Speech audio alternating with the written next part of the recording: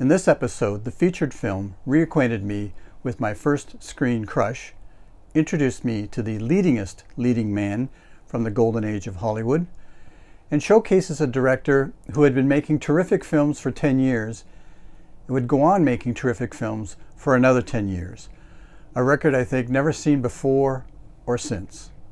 These stories and more from the 22nd row.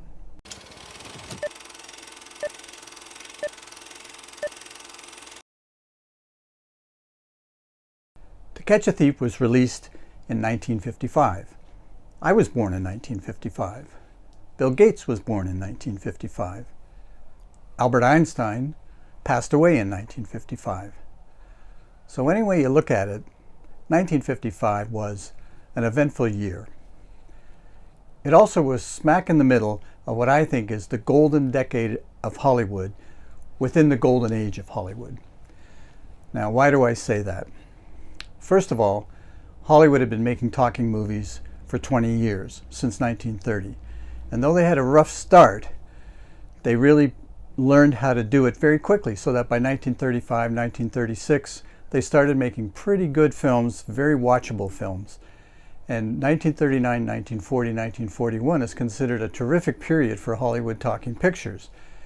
My favorite detective movie was made in 1941. My favorite film of all time was released in 1941. Gone with the Wind was released in 1939. And that movie I've seen once and will never see again, but is very well thought of, The Wizard of Oz, was also released in 1939. So by 1950, Hollywood had 20 years of making movies.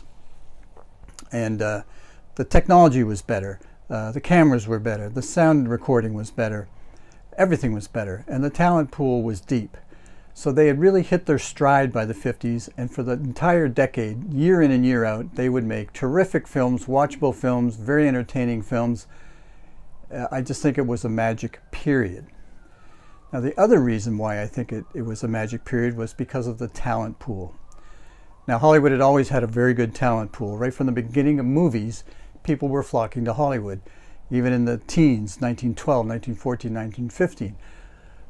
Percentage of people just wanted a job, and any industry that is booming, and the film industry was booming right from the get-go, means they're probably hiring people. Then there would be people who want to work anywhere they could in the films, whether it was carpenters or electricians or whatever, just to be part of the filmmaking business. And finally there were the dreamers, the people who thought they were good-looking and talented, or were told that they were good-looking and talented, and they flocked to Hollywood to become screen stars, and of course all of them hoping to make money. So this is nothing new to Hollywood. This had been going on, like I say, since 1910, 12, 14. But something changed in the mid-30s. There was another burst of talent that came onto the scene in Hollywood, and that was because of what was going on in Europe at the time. In 1933, the storm clouds were gathering in Europe because a fascist government had been voted into the country of Germany. And for some reason, fascist governments are not big on artists. So very quickly, people involved in all kinds of arts, and certainly the film industry, realized that if they could get out, they better get out. And they had 4 years to get out, because by 1939, the Second World War would start. And after that, it was very difficult for anyone to leave Europe. So a lot of film talent left Europe in the mid-30s, heading to Great Britain, and then eventually the US of A and Hollywood. Albert Einstein left Europe in the 1930s. He's not as well known for his film work as he is for other things.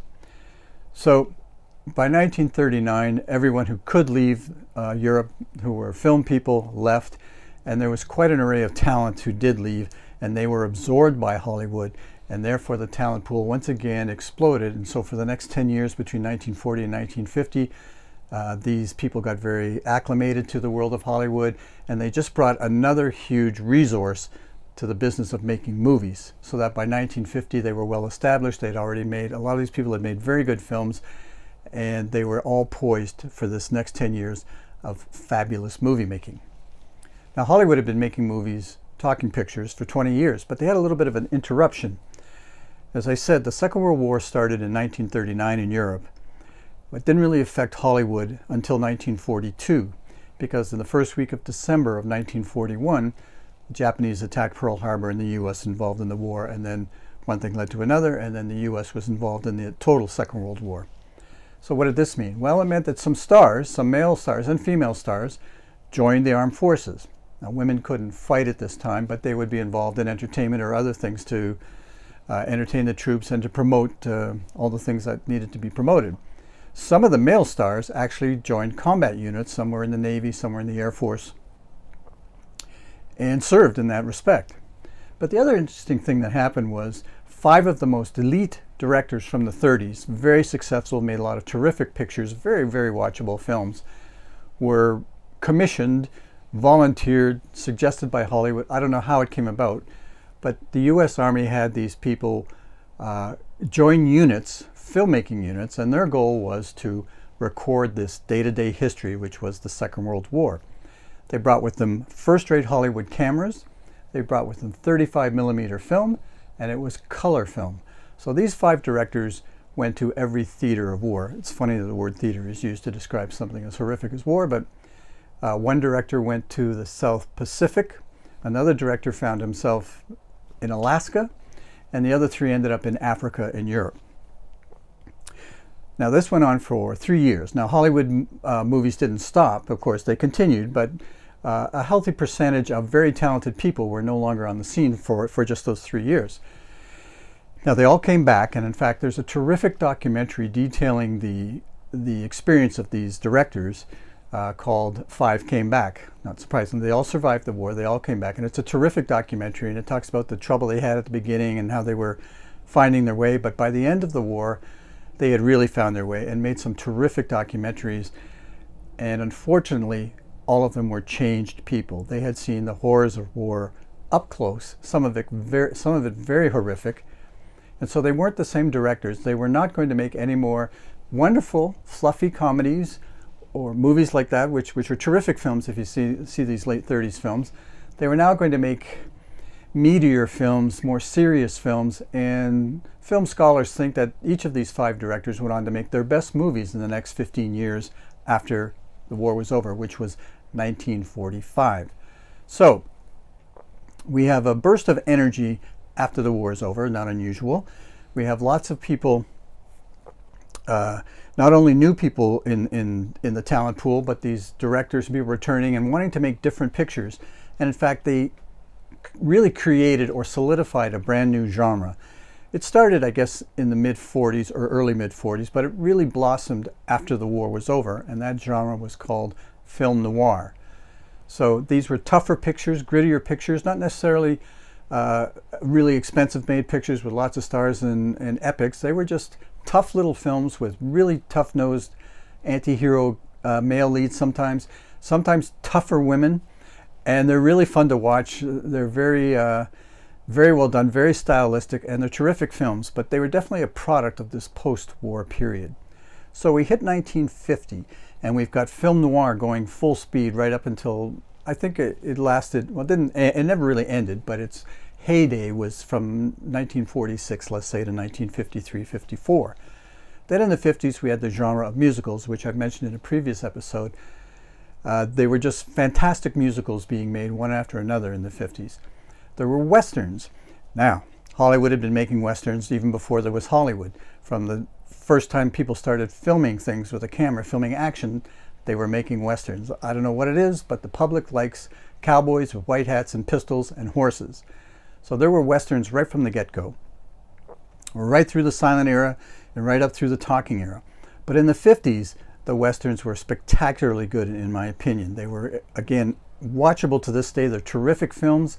They were layered. They weren't just the white hats shot the black hats and the good guys beat the bad guys. There was a whole lot going on, and we will look at one of those movies a little later in another episode. They're just terrific films. So the western was exploding. So westerns, musical, film noir, and one more genre really, really exploding, and that was the mix of romance, comedy, suspense, thriller, mystery. And I think this was the product of one and only one man, and we're going to talk about him in a minute. So all these genres were doing great guns. The movies were incredible. So in 1955, when To Catch a Thief was released, the movie-going public must have thought, this is going to go on forever. The studios were powerful and were overrun with money. The stars were never bigger. The films were splashy and technicolor. There were still lots of black and white films being made, but there was lots of technicolor films being made. The subjects were changing, and maybe it would never end.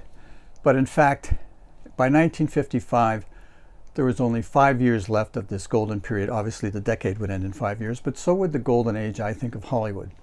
Now, it wouldn't die by falling off a cliff like silent films ended by falling off a cliff, whereas in 1928, 1 year, 2 years after talking pictures started, there were no more silent films. The studio system would die gradually and be replaced by a different kind of film in the 60s, much different kinds of films. So why did this happen? The first one is attrition.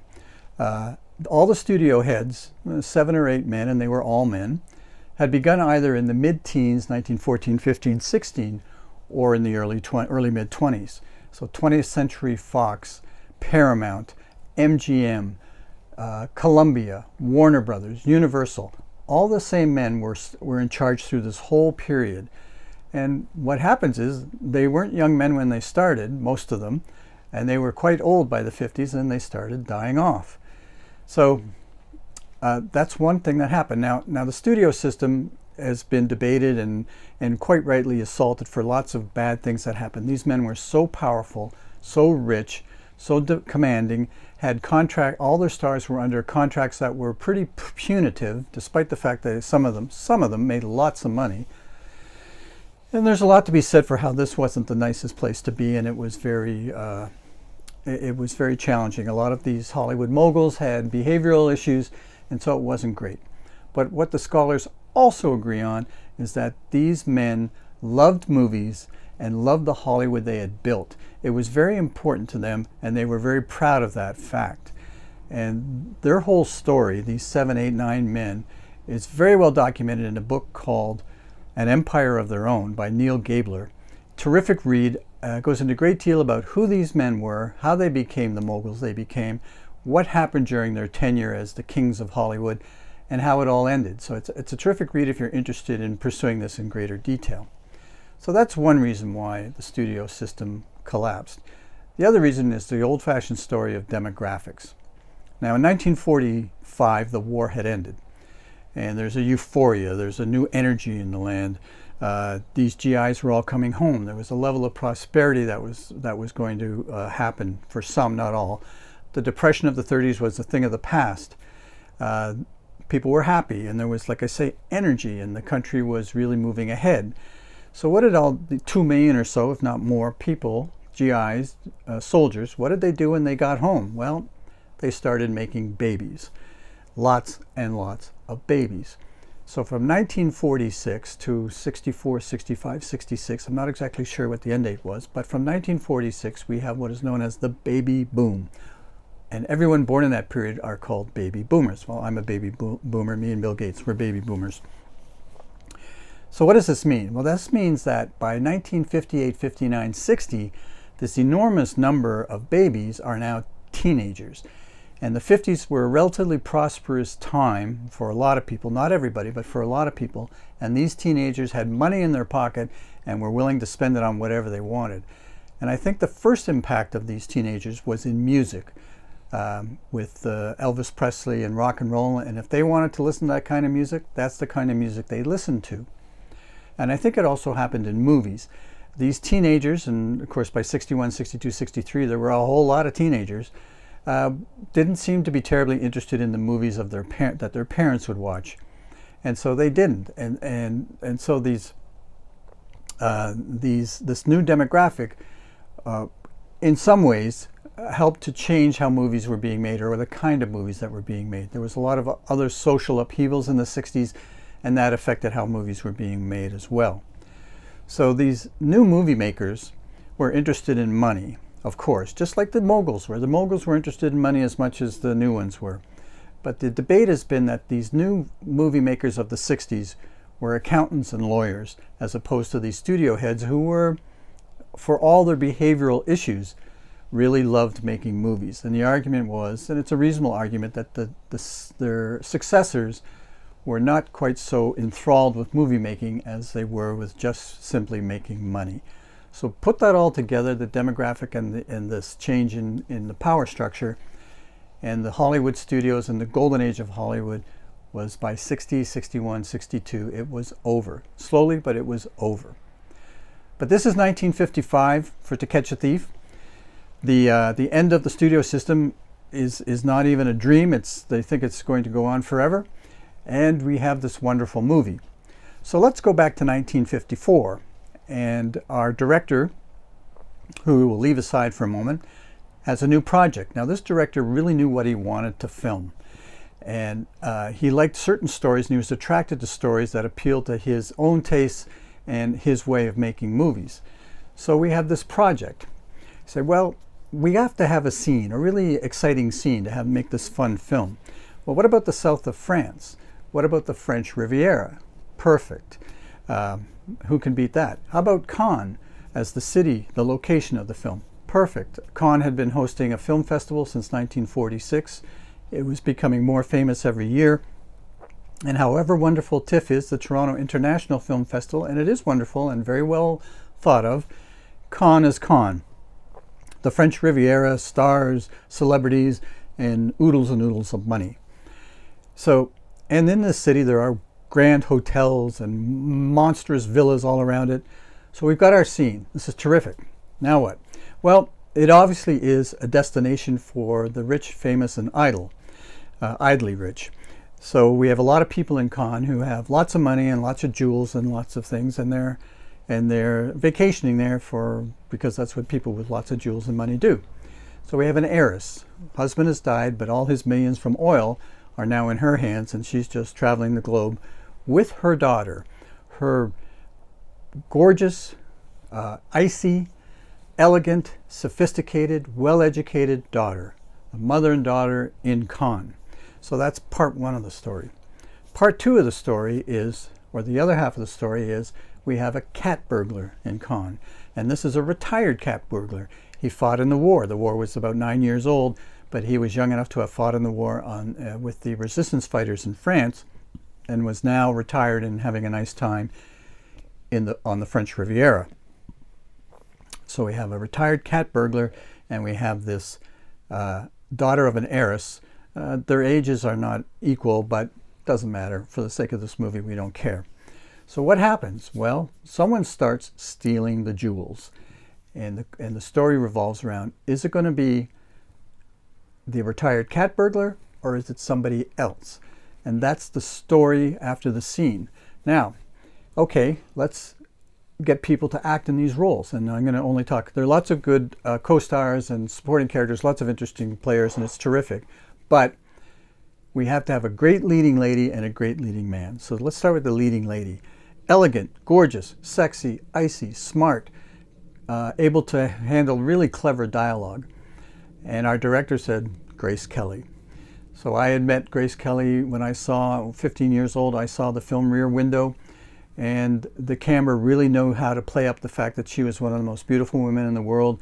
She had already become an accomplished film star, and that movie was very well thought of. And I thought, how can she be any better than she was in this film in terms of all those categories? Very attractive, very elegant, wore terrific clothes and looked wonderful in them, funny, clever, all of those things. Well, in To Catch a Thief, she surpassed them. She was even more elegant, more gorgeous. It didn't hurt that as the daughter of an heiress, she had unlimited amounts of money to have clothes to die for in that time. She was even icier. She was aloof, and she was very self-confident. And so she just eats up the screen all the time. You can't take your eyes off her, and there are scenes in which the camera absolutely positions her to say, look at this woman, she is unbelievably all the things she is. So that's part one. Well, everybody knows that if we have this overwhelming leading lady who is really, really dominant and powerful and eye-catching, we cannot have an average leading man. We have to have the numero uno leading man to balance the two. You can't have an imbalance with a leading man and a leading lady. And as I said, the leadingest leading man of this era, and of perhaps any era, was Cary Grant. Now, he had been acting in movies for 20 years and had, by this time, and had a very good career, a lot of comedies, a lot of lightweight stuff. He was tall, good looking, had a very unique delivery. He was born in England, but he had lost his accent, but he still had a very unique way of speaking. And he was perfect for the role. He would be the retired cat burglar. He was handsome as handsome gets. I had a friend who used to say, is that guy handsome? And the other friend would say, well, is he movie star handsome? And movie star handsome, that's all that matters. And of course, for Hollywood, movie star handsome is very important. And Cary Grant was movie star handsome. He had been very successful in the last 10 years or so, but he would go from this film to have 3 or 4 more terrific films. He'd have another 10 years of a brilliant career. But in 1955, I think To Catch a Thief, for me, is my favorite role that he played. And his real name, by the way, was Archibald Leach. Now, that's not a bad name, but Cary Grant just kind of rolls off the tongue better. And as far as I understand, Grace Kelly was always Grace Kelly. So we have our leading man and our leading lady. It's just unbelievable that these two are going to be in this film with the perfect setup for these two, with a great story, very well written, and a director who is on a roll. And in fact, if I was going to make a time capsule, if they still make those, and say 300 years from now, they're going to open it up and look at what's a typical example of a golden age leading lady and a golden age leading man from Hollywood, I would put clips from this movie with Grace Kelly and Cary Grant in that time capsule. That's how I think incredible they are in this film, and it's so much fun to watch them interact. It really is a whole lot of fun. So that means somebody's got to put this all together and has got to direct this picture. And that man is Alfred Hitchcock. Now, Hitchcock had been making movies for about almost 30 years to this point. He started in the late 20s in silent film in England. He was born in England. And eventually by the mid-30s, he made his way to Hollywood. Now, he chose a very consistent story to tell. And that was the light, sometimes romantic, sometimes funny, suspense, thriller, mystery. Never too violent, never too nasty. Always a fun film, you might say. And he made them nonstop from 1935 right through to 1955, right through till about 1965. But after a few years in Hollywood, he really started to find his stride. He made hit after hit after hit, which by that I mean they were successful films, they were well thought of, and people really flocked to see Hitchcock films because he put his fingerprints all over these films. If someone had seen, let's say, 1 or 2 Hitchcock films, well-regarded Hitchcock films, and then you'd say, well, let's go see a film. And if they started watching it, they could say, you know, this feels like and not knowing who directed it, they could say, you know, this seems like a Hitchcock film. That's how much his fingerprints were on every movie. He liked the light comedy. He liked the light romance. He liked a good mystery, a good story. He liked the suspense aspect of it. Not too much violence, not anything really nasty. And every movie he made was exactly the same. And with To Catch a Thief, I think he was at his absolute peak and did a fantastic job of bringing this terrific story and these unbelievable actors and actresses all together on the screen to make this very fun film. So he had already made 2 or 3 terrific films in the 50s, this golden decade that I'm talking about. His next 3 or 4 films were just incredible, very well thought of and off the charts in terms of acceptance, in terms of how much the audiences loved them. He had a role for the next 10 years that I think no one has had since. And the funny thing about Hitchcock is it's very critical. It's a little bit dangerous. When you have your fingerprints on films that much, there is a danger. What if somebody says, I don't like Hitchcock pictures. I don't like the lightness of them. I don't like the comedy. I don't like that British-based sort of sense of humor. That can be a problem. Well, because Hitchcock films are absolutely Hitchcock films. Well, I've seen about 20 Hitchcock films, 15 of the 20 of them I like very, very much. I think they're incredibly watchable, and I don't have a problem with them at all, but I understand that some people might. In fact, recently there's been a couple of directors who say they weren't really into Hitchcock because of various reasons. So as I said, every film he made had the same structure, the same idea. Even though they're all different, they're all similar, except 2 movies. And these came after this golden decade of the 50s. He made 2 films near the end of his career that are completely different than anything else he had made. Why, I have no idea, and there's lots of talk about this. And Hitchcock's had a lot to say about his career, and if anyone's interested in going deep on Alfred Hitchcock, there's a wonderful book called Hitchcock Truffaut, which was written, I suppose you could say, written by Francois Truffaut, a French director who was an enormous Hitchcock fan. And what this book is all it is Truffaut interviewing Hitchcock, and all of it being written down in the book. And they talk about every single movie Hitchcock made and all the elements to those movies. It's a wonderful book, and if you're really interested in going deep on Alfred Hitchcock, it's a wonderful way to find out a whole lot more about Hitchcock.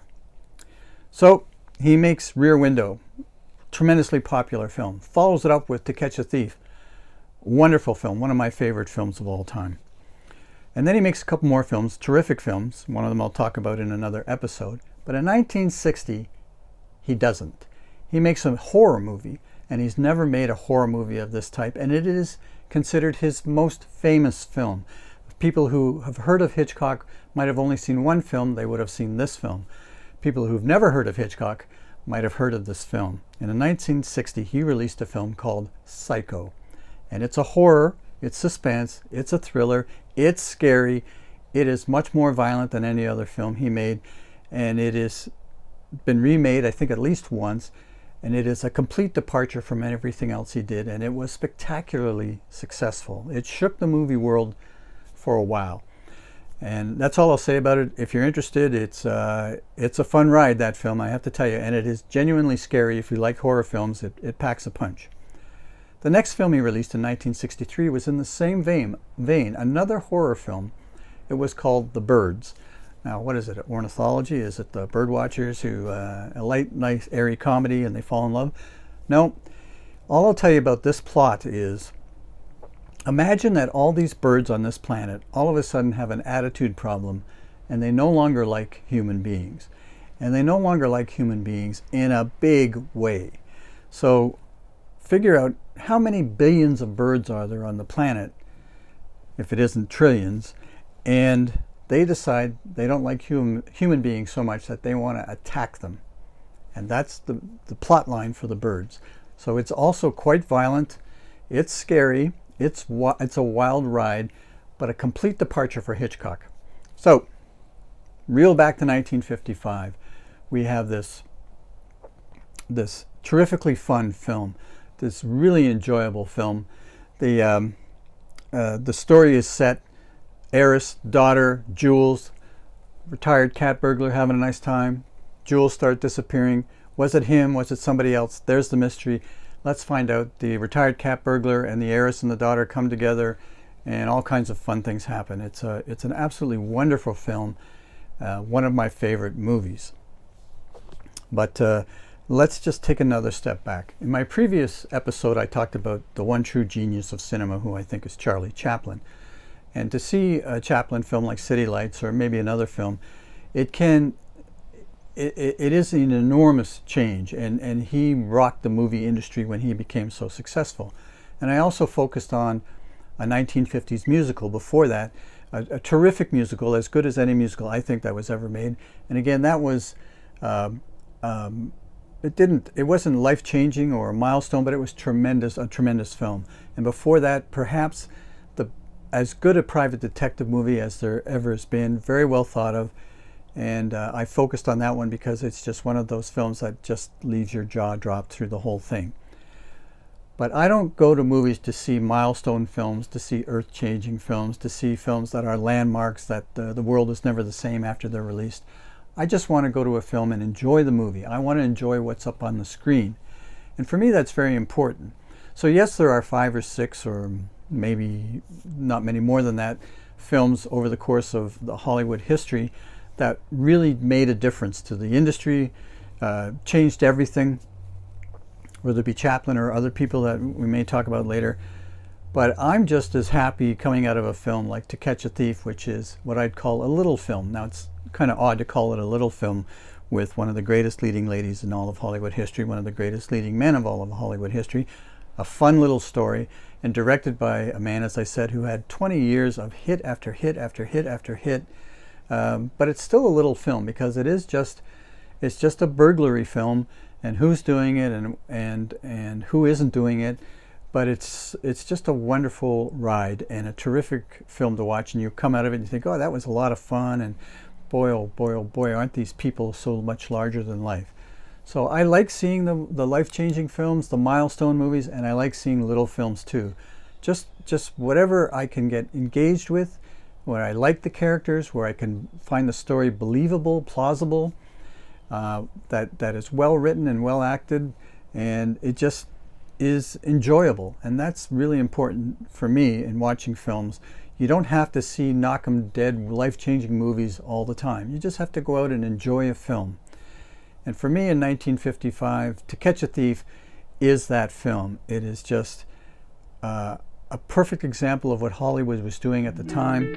It's in brilliant Technicolor, in a brilliant location, and it is, as I said, one of my favorite films. So that's how I see To Catch a Thief from the 22nd row.